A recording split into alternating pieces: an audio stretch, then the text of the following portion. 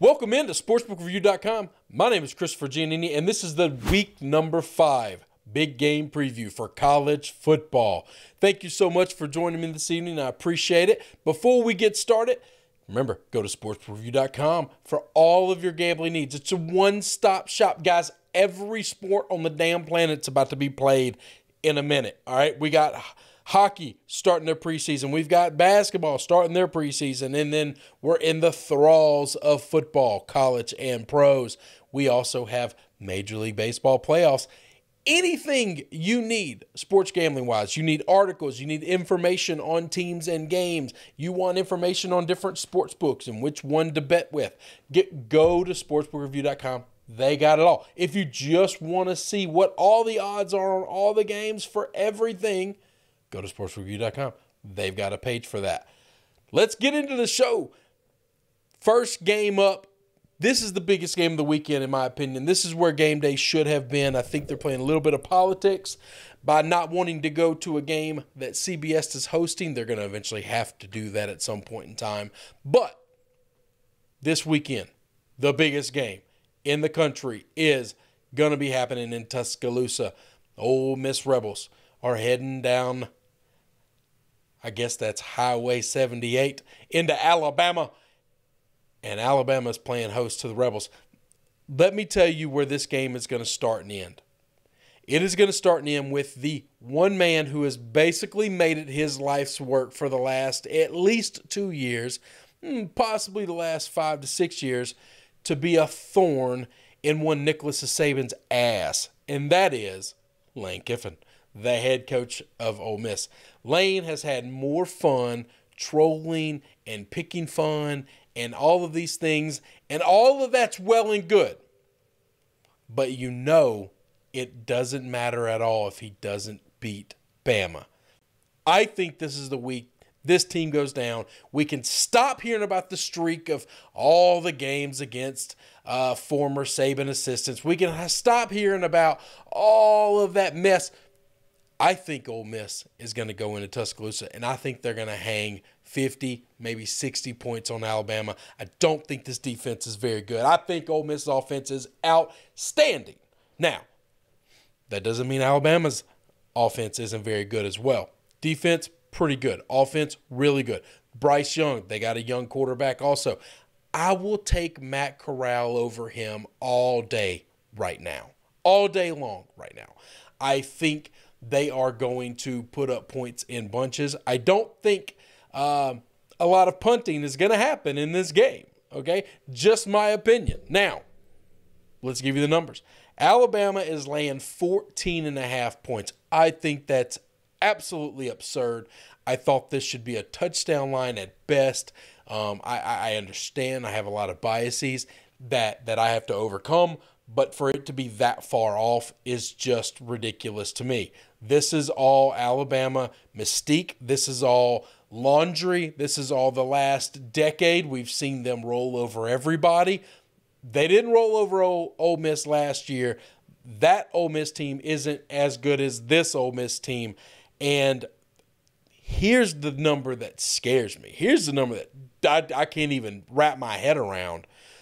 Total is 79.5 right now. Holy cow, we almost have an 80-point number. There's no way on earth I'd touch this number. I just can't go under any game where Lane Kiffin and Nick Saban are facing off. But I also just refuse to bet an over 80 number. That's just me. I'm staying away. I'm going to hope for a whole lot of points. I'm going to hope for a whole lot of points from my Ole Miss Rebels. I think this is the weekend Nick Saban goes down. Next game up. This is the game Game Day is going to. They are trying to, I guess they're buying into the Arkansas hype. Okay, what we've seen from Arkansas is nothing short of unbelievable. The job Sam Pittman has done there is just remarkable. I think he is becoming one of the faces of college football, and you know what? There's not a better man for it. Okay, I just think he's an outstanding teacher. He seems to be a fantastic motivator. He's a great hirer. He's got himself surrounded by 2 OCs and DCs that are second to nobody in the country at what they do. And things in Arkansas are going so much better than they could ever imagine. All right? They're 4-0. They are rolling off big wins. They're the state champs of Texas. And I just think Georgia's going to be a little bit of a different beast. I worry about this game. I don't know how healthy KJ Jefferson's going to be for quarterback for him. And he's not just going to have to be healthy. To beat Georgia, he's going to have to play the game of his life. All right? Georgia's defense is one of the best I've ever seen. I think this Georgia football team is the best team in the country from start to finish, offense, defense, special teams. I think they're better than everybody, okay? Their offense, when faced some adversity, has struggled. They just don't give up a lot of points. If Arkansas can find a way to score, they can keep close. But they have to, more than scoring, they have to get first downs, they have to chew up some clock, and they have to give their defense rest. Because I do think if their defense can be rested, if their defense isn't on the field for a ton of snaps, man, I think this defense can give Georgia all they want. Now, if Arkansas is going 3 and out, and it's just quick turn after quick turn after quick turn, and the defense is on the field the majority of the football game, that defense, no matter how good they are, at some point in time will break. And Georgia will bust chunk plays, and they will bust touchdown plays. And I think that's when it gets ugly. I don't want that to happen. I think Arkansas's offense is good enough to move the football a little bit to put some points on the board. I think this is going to be an incredibly low-scoring game. Georgia laying 19 points, 18.5 some books, 19 some places. I think that's an obscene amount of points. If Arkansas can muster some kind of offense, this is strange. If Arkansas can score more, if they can get more offense than they cover, I don't know that there's enough offense Arkansas or Georgia really is going to get in this game to get me to bet the over here. I like the under at 48.5. I just think this game is going to be played in the mid-30s. I don't think a lot of points are going to be scored unless we get turnovers, unless we get short fields, or unless the wheels fall off for Arkansas and they just can't move the football. That's how that all goes haywire. I don't see that happening. I don't want that to happen. Give me Arkansas on the points. Rarely will I bet a dog where I don't think they can win the game. This is just too many points. It's too many points. I would love for Arkansas to win this game. I would love next week to be doing the show on Monday, all excited about Woo Pig Suey, another big W. Don't know that that's going to happen, but I don't think it's a knock on Arkansas for losing the game if that doesn't happen. Georgia, like I told you, I think they're the best team in the country. I think everything they've shown us shows they're the best team in the country. That's not a knock on you. Moving on. Notre Dame finds himself into another big test. They got Cincinnati coming to town.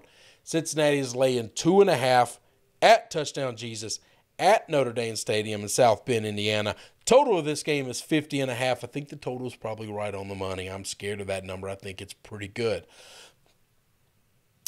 We got two teams that I think mirror one another.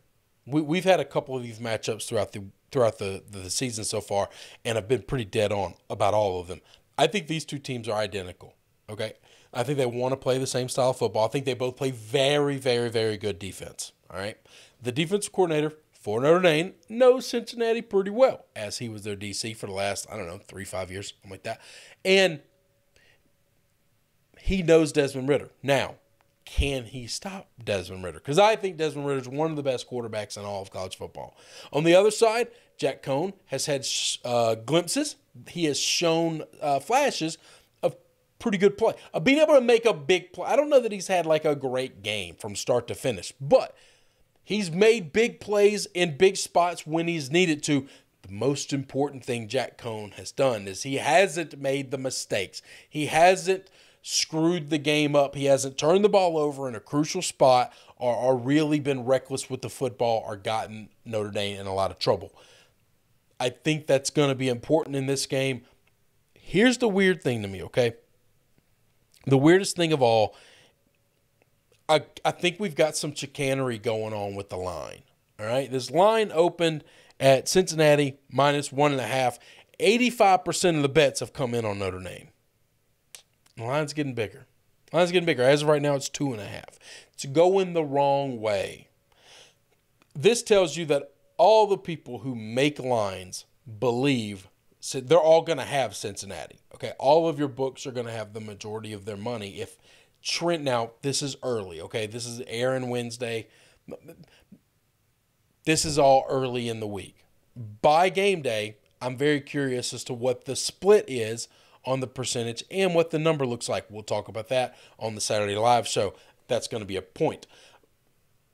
If we have reverse line movement, I'm going to tell you, I think I've only seen the books lose in that form of fashion, I don't know, 3 times in my life. All right? Rarely do the house need somebody badly and they don't get it. I don't believe it's rigged. I don't believe in any of that stuff. I don't want to hear some of you guys coming on the chat saying, oh, well, it's fixed. No. I think they have a better understanding of these teams than we do. They definitely have a better understanding than I do. They do this stuff for a living for every team, every game. That scares me. If it wasn't for that, I would like Notre Dame. I'm going to take Cincinnati just because I think something's fishy with the line. I also think they need it more. Okay, I'm gonna harp on this for a minute, okay? This is one for the little guys, all right? This is one for the G5 out here getting pissed on by the big boys all the time. They need this. Cincinnati needs to go undefeated, and they need somebody in the committee to say there are 4 teams in the country that deserve a shot at the playoff better than you, okay? Because I think we're going to have 3. I don't know that we're going to have 4. I think when it's all said and done, there's going to be a couple of teams with 2 or 3 losses that they're going to try to wiggle their way into this damn thing. And I'd like Cincinnati sitting over there undefeated, just smiling and waving, saying, hey, don't forget we're here. Don't forget we got P5 wins. We went to Indiana, if they win this one. Went to Notre Dame. Big boy schools. Got to give us some love. I'm going to go Cincinnati for that very reason. Moving on. Next big game I got. Wisconsin finds himself into another big opportunity. Now, they opened the season playing Penn State. That didn't go so well for them. That was an unbelievable game until the fourth quarter. They got down. Graham Mertz began to cough the ball up, trying to make something happen, trying to keep Wisconsin in the game, trying to get the lead back, not lose the game, and he makes mistakes. Happens. Okay. All right. No big deal. It happened. Chalk it up to a loss. You move on. Then Notre Dame last week. Same thing. We got a close football game. Wisconsin's playing well. Stalemate of a game, very defensive game, exactly what you expect when those 2 teams play. And I'll be damned if Wisconsin doesn't find themselves trailing in the fourth quarter and Graham Mertz trying to make a play to bring his team back. Pick six, ball game. Now it looks like you got housed. Now it looks like the route is on. If Wisconsin has a lead in the fourth quarter of this football game, I will feel nervous and anxious. This line, Wisconsin -1, total 43.5. We'll talk about that right there. I will feel very uneasy. But if they are trailing in the fourth quarter, you just live bet Michigan and lay whatever points you have to lay in the second half or the fourth quarter or whatever's left. Okay, just live bet it. Because Graham Mertz is going to have an opportunity to make big plays to try to win a game. And he's going to mess it up. I think the Michigan defense is good enough to take the ball away just like Penn State did, just like Notre Dame did. And whenever Wisconsin has faced a really good defense, they are struggling. I don't know that I'm putting this all at the feet of Graham Mertz. I know I've brought his name up a couple of times. At some point in time, somebody's got to look at this program and say, what in the hell is Paul Chryst doing? What is going on? How are they getting better? They're regressing. The rest of the Big Ten seems to be improving. Offensively, we're still in the Stone Ages. Now, don't get me wrong. I love running the football. There's a way to run the football. But to do that, you've got to recruit and you have to develop big boy offensive linemen. Something Wisconsin is not doing because the defense of Penn State didn't get pushed around at all. Notre Dame's defense, who's not nearly as good as Penn State, in my opinion's defense. Notre Dame's defense, they couldn't blow them off the line when they needed third and short, fourth and short opportunities. They weren't getting the push up front. That's going to be a problem when you play other teams that are just as big, strong, and physical as you. If you can't get that push anymore, if those offensive linemen don't exist at Wisconsin anymore, and if they're not being developed, Wisconsin's got problems, and they got to figure that out. Give me Michigan. I'll take the plus the point, and I think they're going to win the game. I think Wisconsin, who I thought was going to compete for the Big Ten this year, not just the West, the Big Ten, before we get into October, they're going to find themselves with 3 losses. Did not think they would have 3 losses the entire season. Big disappointment. Last big game up. Arizona State going to UCLA. UCLA got a little frustration out on them when they played Stanford last week. Got to beat up on somebody a little bit after that loss to Fresno. They needed that, I think, before coming into this Arizona State game, because this matchup right here, guys, this matchup is going to determine the Pac-12 South. There's no ifs, ands, or buts about it. The winner of this game is going to have a massive advantage over the other one for who wins the Pac-12 South, because that means the other guy's going to have to lose 2 games in conference.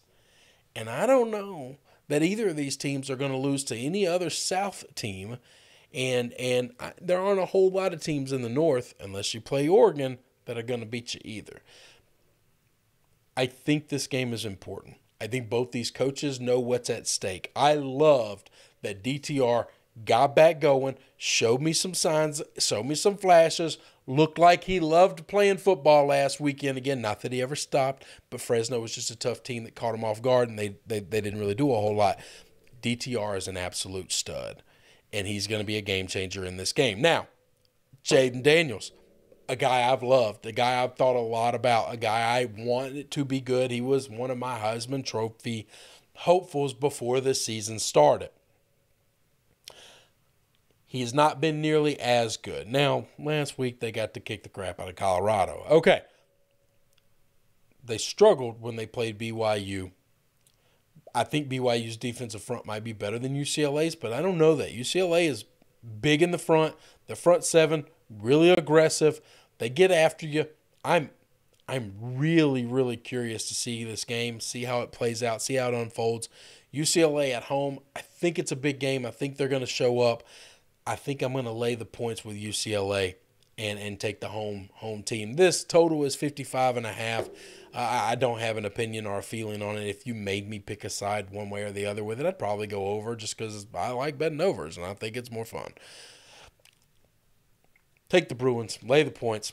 Don't like betting against Coach Herm, though. That scares me a little bit.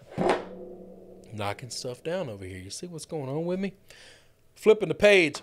Rapid fire. We're going to move through all of these. One, I'll spend a little more time on. Probably should have put them in the big game. I just refuse for moral reasons. We'll get there. Virginia going to Miami. This is a Thursday night tilt. Now, when I saw this game on the books, my first thought was, I really like betting the home dogs on the weeknight games. This is going to be a lot of fun. Holy shit, Miami is favored. Miami's favored by 5. Is Miami better than Virginia? Have the books, figured out we're loving these home dogs? We're feasting on these home dogs. We got to make weeknight home field advantage more important? I don't I was not expecting a 5-point line when this thing opened up. And that shocked me. That shocked me a little bit. Miami has not looked good at all. At all. Maybe. I mean, last week they got to kick the crap out of a nobody. A pay for win. Maybe that got them going. Maybe that's what they need to find some offense. Bronco Mendenhall and this Virginia team has been an absolute yo-yo. They are about as up and down as anybody I've ever seen. I think this offense is good. I think this offense can score. If they can score, I like the 5-point head start. This goes against everything that I know and believe about the weeknight games, but it's always the weeknight home dogs that I like. I don't know that the home teams that are favored are covering at that much of a clip. And hell, they might not be covering at all. Give me Virginia. Give me the 5-point head start. I think Virginia's a better football team than Miami. Now, if the bad Virginia team shows up, this should be a damn stalemate. If the good Virginia team shows up, they should kick the crap out of them because Miami's been awful. Moving on. Oklahoma at Kansas State. Man, I was super fired up about this game until Kansas State played last week and Skylar Thompson for them goes down. Backup quarterback. I should have looked his name up. Don't know his name. Didn't look very good. Wasn't very good at all. I already had in my mind that I was going to be betting Kansas State. I was going to be picking Kansas State in this game. This is Oklahoma minus 10.5, 11 at some places. This is a big number. Total 52.5. Something's wrong at Oklahoma. But without Skylar, I don't know that I can trust Kansas State. Maybe they can just run the ball. I do think their defense is really good, and they can slow this thing down. Can Oklahoma win another ugly game like they won against Nebraska? Probably. That's what it's going to have to be. Can they beat them by 11? Can they beat 10.5? Man, I really don't know. I'm probably just going to take Kansas State again just because I kind of like betting against Oklahoma. But do whatever you want with that information. That's on you. I really wish Skylar was playing, but if Skylar was playing, I'm not really sure what the line would be because there's no doubt 11.5 is way too much. Or 10.5, sorry, it's way too much. I'm giving the wrong line out here. This is a prove-it spot for Oklahoma. I'll have a different opinion about them after this weekend, I believe. Next game, Oregon going to Stanford. What UCLA did to Stanford last week, double that. Oregon's going to do it. I think Oregon's going to do it a little bit better. Oregon laying 8 points on the road at Stanford. Stanford has no home field advantage. There's nobody that's going to be at this game. There'll be some. It won't be crowd noise. It won't be home field atmosphere, I don't believe. Total 57.5. That scares me staying away from that. Oregon can put up a lot of points. Sometimes Stanford can, sometimes Stanford doesn't. I'm leaving that one alone. Stanford came back to earth last week when they finally played a good team. And I think Oregon is much better than a good team. I think they're a really good team, and I think this shouldn't be close. Ohio State going to Rutgers. Ohio State's laying 15 points. I wish I knew who Ohio State's quarterback was going to be. So the last two games we're gonna have some quarterback issues here. Okay, I don't know. Kyle McCord played against Akron for Ohio State and looked fine. Okay, He did exactly what I thought any quarterback for Ohio State would do against Akron. That doesn't surprise me. I don't know, is he going to start this game? Is he going to play the whole game? Are they going to get a lead big enough to where they feel comfortable playing somebody else? I don't know. I'll tell you this. Rutgers' defense impressed me a little bit last week, okay? They held Michigan to 220 points, exactly. I thought that was pretty impressive, considering the fact that they were laying 21 points to them. They didn't even give up 21 points in the game. Ohio State's offense better be kicking because Rutgers' defense is not bad. They're pretty impressive. I like this Scarlet Knights defense. 15 points. That's a big number. Man, that's a big number. I think I'm gonna. If you made me take it, I'm going to take the Rutgers. I'm going to take the Knights. I get a home team. I get them catching more than 3 scores. And I think I'm going to do that. I think I'm going to take the points. I think their defense will give Ohio State some fits. And you know what? Ohio State's defense isn't very good. I bet Rutgers finds plenty more points than they did against Michigan last week. They were on the road for that. Everything says take Rutgers. I like the Scarlet Knights. Last game we're going to talk about, the rapid fire. This one's going to take a little bit, guys. Should have put this in the big game. Didn't. Don't know who's going to start the game for Auburn. This is Auburn versus my LSU Tigers. Tiger on Tiger warfare here. Bo Nix looked really good this season. Looked fine. Not the reason they lost to Penn State. Played really well. Thought Bo Nix had turned the corner. Whew. Last week, Bo Nix play and also ran. Pay for win. Looks bad. Looks bad enough to get benched. And lo and behold, it's just drama on top of drama. You can't write this script the way it's unfolding. TJ Finley, LSU transfer to Auburn, gets the nod, comes in, leads Auburn to a victory. I'm assuming TJ is going to be starting against LSU. I don't know that. I'm guessing that. I wish I knew. I don't know that it would make it easier for me to pick this game. I don't know that it would change my opinion or feelings on the game at all. It would just make me feel better to know that piece of information. I do know who will be starting for my LSU Tigers. That is Max Johnson. Max Johnson has looked much, much better than he has the last couple of weeks. Than he did the last couple of weeks than he had the first couple of weeks. This Auburn defense is going to be the best defense he's played all year. Okay. UCLA was a really good defense, and UCLA made LSU and Max Johnson look like shit. That's a little concerning. That's got me worried a bit. Just a bit. Now, Auburn's run game, best run game in the country. They're unbelievable. If this defense of my Tigers can slow down that run game, can contain the run game, can just contain them, I'm not worried. If they can't, if you're an LSU fan or if you're going to back LSU this weekend, you should be worried.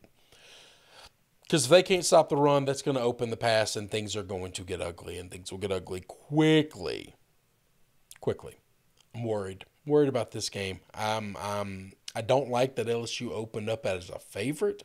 I thought this game should be close to a pick'em. LSU was -3 opening line. I think it's 3.5 now. I know it's 3.5 now. I just said I'm thinking because I don't want to talk about this game because I just want to get there. I want to get the outcome, and I want to know, was it good or not? And that's all I want to deal with. I'm not going to. I'm going to live this thing one day at a time, and I'm going to stress about it the entire week. And during the game, I will turn off all communications to the outside world. I'll sit by myself, and hopefully, I'll be happy when it's all over with. I got no pick, guys. I got no pick. I can't give you a pick for that game. And it's not because I don't pick my team. You know that. I do all the time. And when they're not good, I tell you all the time. Auburn scares the shit out of me. I think they're really good. I think they're much better than what we saw last week, okay?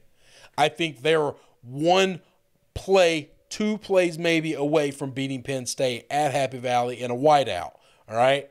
They've already played amongst 100,000 screaming fans. Death Valley is going to be insane when the game starts. I just want it to be that crazy when the game ends. That's all. That's all I'm asking for, all right? Need a little bit of luck, need maybe a little bit of magic, whole lot of voodoo, and let's come away with a win for the good guys, for the good Tigers. How about that? I'm going to give you some picks. Last week, went 3-2, back on the winning train this week. 5 winners right here. I got 5. 1, 2, 3, 4, 5. That's right. I counted them all. Got them here. We're going to start Friday night special, weeknight home team catching points. Ooh, Utah State. Got BYU coming into town. I get 9-point head start. Give me the Utah State Aggies. I think this team is really fun. They got beat up by Boise State last weekend. That hurt my feelings. I think this week they'll be better. I don't know why. I just like this team. I like betting home teams in the weeknight games.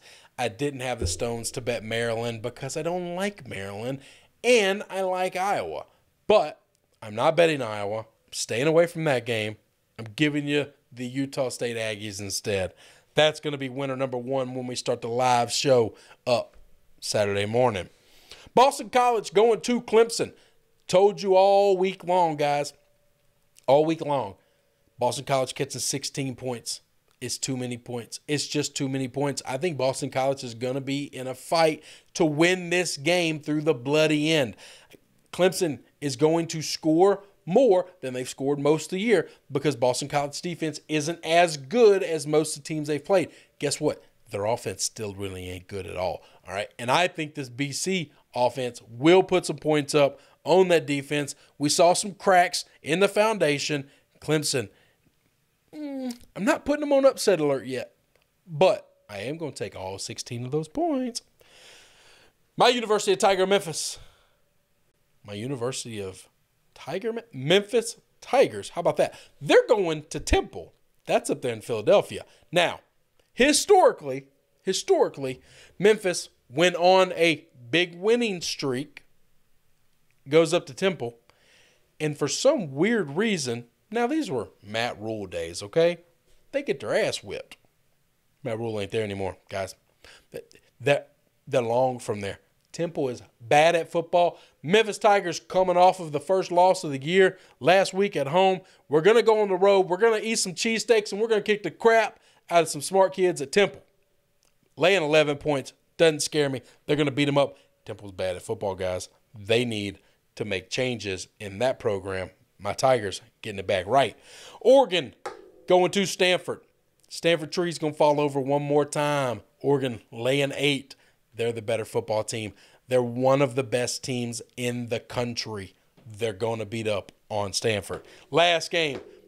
I'm not ending this show without telling you my Ole Miss Rebels are going to take down Nick Saban and the Alabama Crimson Tide. Okay? It's going to happen.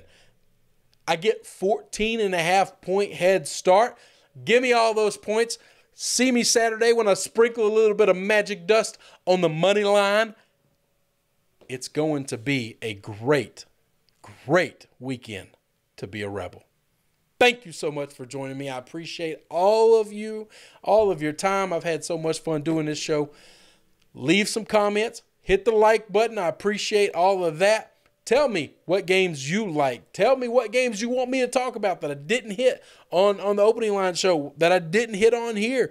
I'll hit on them on Saturday. I'm going to check these comments, and we'll get back to you on those things. Give me some games that you like. If you think I'm wrong, tell me why I'm wrong. Don't just tell me I'm a moron. Tell me this is what I got wrong. This is what I'm not understanding. Help me out. I appreciate it. Share out the show if you like it. I thank you so much. For sportsbookreview.com, my name is Christopher Giannini, and I'm going to get out of here before I stop saying words wrong. Good night.